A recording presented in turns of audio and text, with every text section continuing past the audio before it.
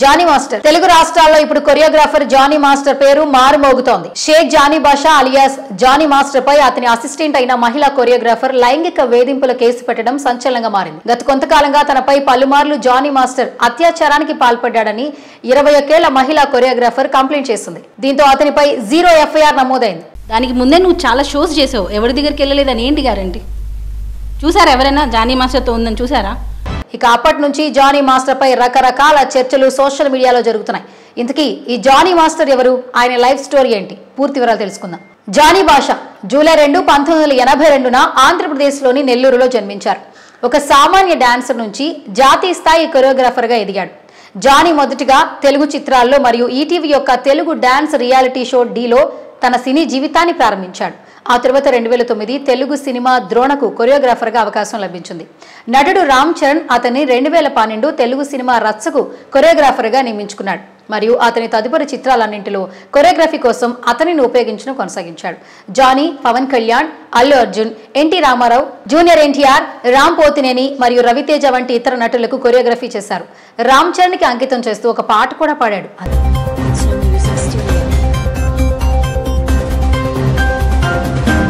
అంతేకాదు ఆ తర్వాత రాజకీయ నాయకుడిగా కూడా ఎదిగాడు.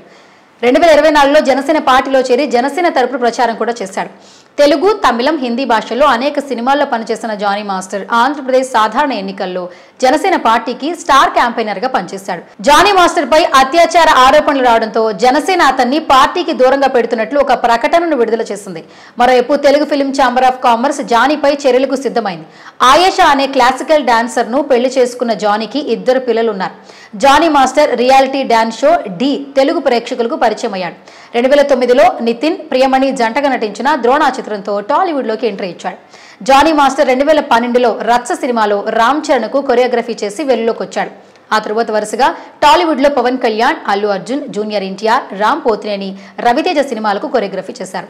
తెలుగులో 2014లో, హిందీలో కూడా సల్మాన్ ఖాన్ నటించిన జైహో చిత్రానికి కొరియోగ్రఫీ చేశాడు. ఆ తరువాత తమిళ సినిమాలకి జానీ మాస్టర్ పనిచేశారు.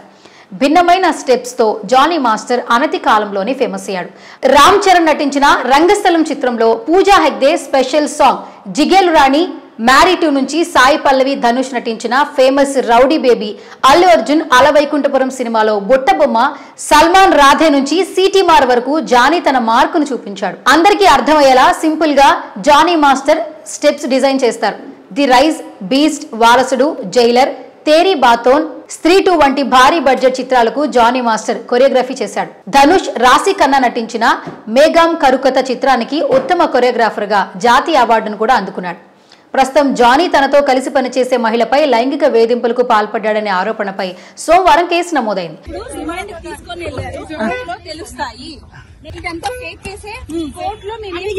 అవుట్డోర్ షూటింగ్ల సమయంలో తనపై లైంగిక దాడి చేశాడని, ఇంట్లో కూడా అఘాయిత్యానికి పాల్పడినట్లు బాధితురాలు ఆరోపిస్తోంది.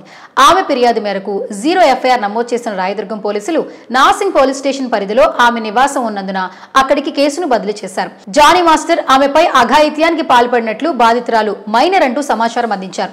ఏదేమైనా ప్రస్తుతం జానీ మాస్టర్ ని అరెస్ట్ చేసిన పోలీసులు కోర్టులో హాజరుపరచగా 14 రోజుల రిమాండ్ విధించింది కోర్టు.